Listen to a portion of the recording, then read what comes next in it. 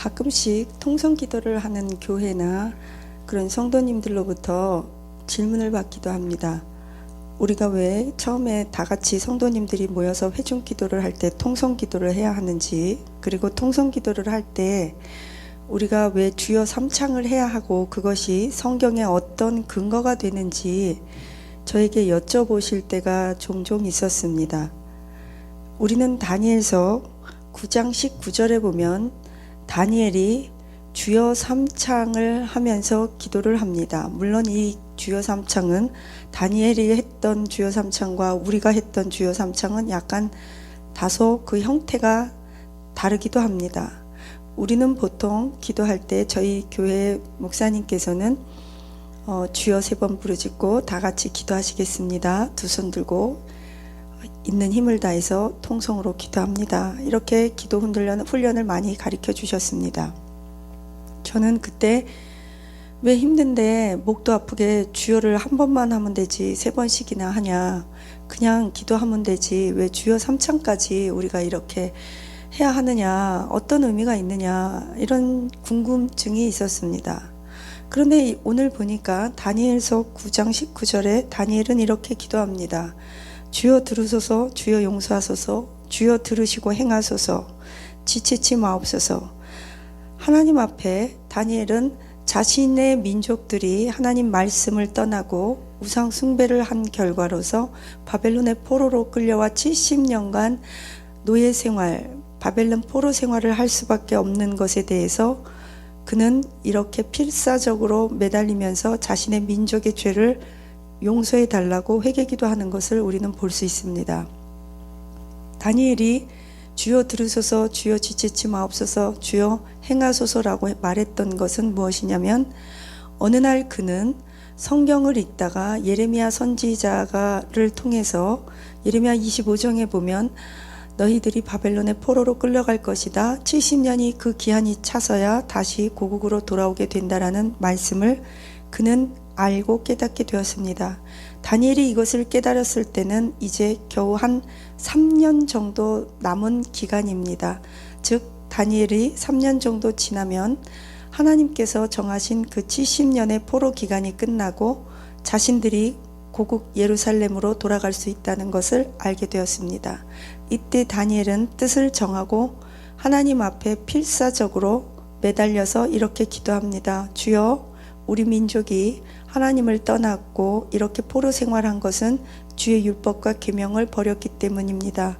그러나 주여 들으소서, 주여 지체치 마옵소서, 주여 행하소서.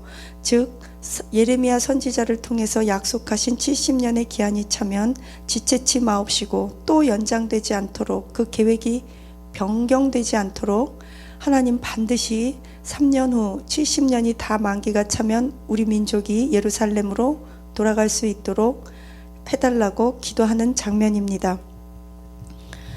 우리 담임 목사님이나 이렇게 통성기도 하시는 분들은 보통 이렇게 주여 한번 부르짖고 기도를 할 때 이것이 어떤 의미냐면, 어떤 신학적이나 성경적 의미보다는 다 같이 마음을 합해서 기도할 때 하는 합심 기도의 한 형태라고 저는 생각합니다.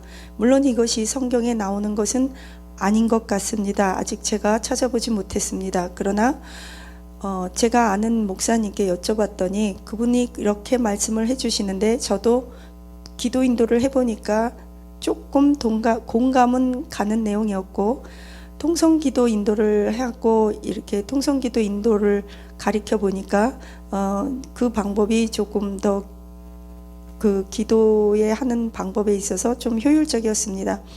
우리가 성경에 보면 우리 기도할 때 MR을 들고 기도했다는 내용도 없고 마이크를 붙잡고 했다는 내용도 사실은 없지만, 그 시대 문화에 따라서 과학의 기술과 문명의 발달, 문화의 변화에 따라서 예배드리는 형태가 다소 조금씩 변해 가고는 있습니다. 그러나 그것이 절대적으로 어떤 신앙의 가치 기준이라든가 구원에 관계됐거나 어떤 교리나 성경적인 그런 면에 연관지어져 있다고 생각지는 않습니다. 단지 우리가 통성기도할 때 이 다니엘이 주여 삼창을 했던 다니엘 9장의 말씀처럼 준비 딱 하고 기도를 하는 것입니다. 합심기도는 마음을 합하는 기도입니다. 마음만 합하는 것이 아니라 기도의 내용도 합해야 합니다. 지난번에 우리가 설명했듯이 소리를 합하는 것이 매우 중요합니다. 왜 우리가 통성기도를 해야 하느냐? 그것은 또 다른 이야기이기 때문에 다음에 통성기도에 대해서 말씀을 나눌 때 그때 다루도록 하겠습니다. 그러나 통성기도를 할 때 합심기도, 우리가 여러 사람들이 모여서 합심으로 통성기도를 할 때 다 같이 준비 땅 하고 기도를 하는 어떤 호루라기 같은 역할을 하는 것이기도 합니다. 그런데 보통 다니엘 9장 이 오늘 19절의 말씀에 의거해서 주여 삼창을 하는 것은 성경적으로 어떤 의미는 있는 것일다라고 생각은 합니다. 가끔씩 이런 생각을 합니다. 지금은 사람들이 우리가 무엇을 해야 할 땐가? 다니엘은 기도의 사람이었습니다. 오죽하면 다니엘 구국성의 다니엘 기도회가 우리 많은 흔히 접할 수 있는 기도 모임이기도 할 만큼 다니엘은 기도의 사람이었습니다. 맞습니다. 그러나 다니엘이 기도의 사람이 되기까지 그는 극심한 개인적인 고통과 민족과 함께 여러 가지 어려움을 겪었습니다. 사실 나라가 망하면 개인도 국민이기 때문에 그 나라의 소속원으로서 같이 운명 공동체처럼 어떤 고통을 같이 할 수밖에 없습니다. 다니엘은 황관이 되었습니다. 내시가 되었다는 얘기입니다. 결혼도 못하고 후사도 기약할 수 없습니다. 가정을 꾸릴 수도 없고 아내도 없고 자식도 없습니다. 사랑하는 사람을 가질 수도 없습니다.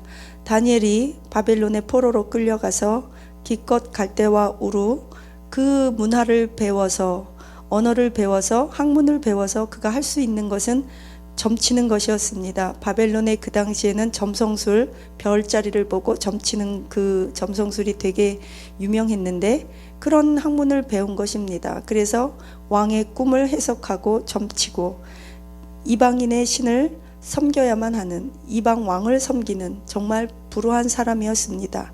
아무리 그가 70년간 이방인의 땅에서 8왕을 섬기고 그랬을지라도 70년간 국무총리, 그러니까 총리 역할을 했을지라도 그에게 권력과 돈이 있고 학문이 있고 외모도 출중했을지라도 다니엘은 너무나 일생 동안 참 고생만 많이 하다가 나라의 아픔과 함께 일생을 눈물로 주님 앞에 기도했던 사람인 것을 우리는 지난번에 지극히 높으신 하나님이라는 설교 제목을 통해서 배웠습니다. 세 나라를 섬겼습니다. 바벨론, 메데바사, 그 다음에 바사 나라. 바사는 지금의 바사는 페르시아죠. 그렇게 섬기다가 바사, 메데, 바벨론 이렇게 나라의 흥망성쇠, 왕들이 흥망성쇠하는 것을 보았던 다니엘. 그는 이제 곧 70년이 차면 이스라엘 민족들이 다시 고국으로 돌아간다는 것을 알고 그는 결단하여 기도합니다.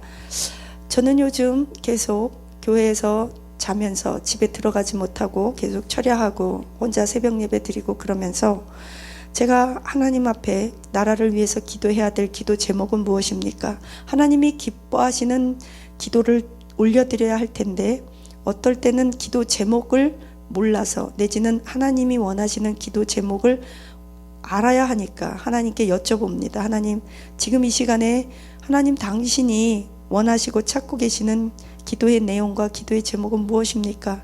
제가 다니엘처럼 결사적으로 밤마다 잠 못 자면서 기도를 해야 되는데 나라를 위해서 어떻게 기도해야 합니까? 라고 질문한 적이 요 근래에 굉장히 많았습니다. 저는 이렇게 기도했습니다. 물론 하나님이 그렇게 기도해라 그래서 저한테 음성을 들려주신 것은 아니지만 그냥 제 나름대로의 기도하면서 깨달음입니다. 지금은 예배드리기 위해서 기도해야 할 때입니다. 지금은 기도하기 위해서 기도해야 할 때입니다. 더 이상 세상 사람들도 교회를 욕하고 교회가 교회를 욕하고 목사가 목사를 욕하고 성도가 성도를 욕하고 그러는 것보다는 저는 하나님 앞에 우리가 예배 드릴 수 있도록 해달라고 기도하는 것이 더 먼저라고 생각합니다. 물론 이 세상의 정의는 구현돼야 합니다. 거짓은 성령의 강력한 빛 가운데 조명되어야 하고 들춰져야 합니다. 하나님의 공의가 선포돼야 합니다. 그러나 그 먼저 무너진 예배의 단을 수축해야 하는 것이 먼저라고 생각합니다. 여러분 개인적으로 기도해 주시기 바랍니다. 공식적으로 함께 우리가 모여서 예배 드릴지 못하고 기도 못할지라도 오면서 가면서 꼭 개인적으로 교회를 들려서 혼자라도 내지는 거리두기라도 해서 공식적인 예배는 못 드릴지라도 기도는 못할지라도 꼭 일주일에 한두 번씩 교회는 들려주시면 참 감사하겠습니다. 교회 가서 목사님께 인사드리고 함께 기도합니다 하고 우리 서로 마음을 나눴으면 좋겠습니다. 지금은 예배 드리기 위해서 기도해야 합니다. 기도하기 위해서 기도해야 합니다. 목사님들을 위해서 기도해 주시기 바랍니다. 어떨 때 성도님들이 저에게 너무나 기가 막힌 많은 일들을 합니다. 그런 얘기들을 접할 때마다 저는 처음에는 놀랐습니다. 적어도 제가 2010년, 13년까지는 놀랐지만 그 이후부터 2013년 이후부터 저는 놀라지도 않았습니다. 어느 날 창세기부터 계시록까지를 다 들춰보니까 역사는 반복되는 것이며 이와 마찬가지로 경제도 반복이고 역사도 반복입니다. 나라의 흥망성쇠도 반복되고 인간의 죄악도 반복입니다. 하나님의 심판과 은혜와 구속의 날도 반복입니다. 죄짓고 반복하고 지금 우리는 그저 기도해야 할 때입니다. 예배드려야 할 때입니다. 그렇게 하다 보면 하나님께서 우리 각자에게 주신 사명이 있을 것입니다. 외칠 자는 외치고 남은 자가 될 것은 남은 자가 될 사람은 남은 자가 될 것이고 순교할 사람은 순교하고 잡혀갈 사람은 잡혀가고 예배드릴 사람은 예배드리고 또 무비보셋같이 남은 사울 왕가의 그 후손을 돌봐야 될 길르앗의 마길과 같은 자는 또 후세들을 숨겨서 키워내는 그런 역할도 감당할 것입니다. 하나님은 우리 모두에게 각자에 맞는 사명과 은사를 주셨습니다. 지금 우리는 주여 삼창을 하면서 다니엘과 같이 주여 들으소서 주여 행하소서 주여 지체치 마시고 행하소서 나라와 민족을 위해서 예배 드리고 기도해야 할 때라고 생각합니다. 문재인 대통령과 또 세계 각국의 대통령들을 위해서 여러분 기도해 주시기를 바랍니다. 우리의 자녀들을 위해서 우리의 정치, 종교 또 우리 교회 지도자들을 위해서 기도해 주시기 바랍니다. 선교사님들을 위해서 기도해 주시기 바랍니다. 우리의 기도가 모여서 태산은 평지가 될 것이며 홍해와 요단강은 갈라질 것을 믿습니다. 기도하시겠습니다. 하나님 감사합니다. 하나님 우리가 주여 삼창을 하면서 기도했던 다니엘처럼 나라와 민족을 위해 기도하게 하옵소서. 대통령과 종교 지도자들과 우리 교회 지도자들을 위해서 기도하게 하옵소서. 이 나라의 민족을 위해서 기도합니다. 주여 이 땅에 하나님의 보혈과 공의가 선포되게 하옵소서. 하나님의 은혜가 쏟아지게 하옵소서. 하나님의 공의가 물처럼 쏟아지며 은혜가 강물처럼 흘러나게 하옵소서. 공의와 은혜가 함께 가게 하옵소서. 주여 우리 교회마다 예배가 살아나며 기도가 살아나고 산천초목마다 주여 삼창하면서 다니엘처럼 나라와 민족을 위해 기도하는 주의 일꾼들이 벌떼처럼 일어나게 하옵소서. 예수님 이름으로 기도합니다. 아멘.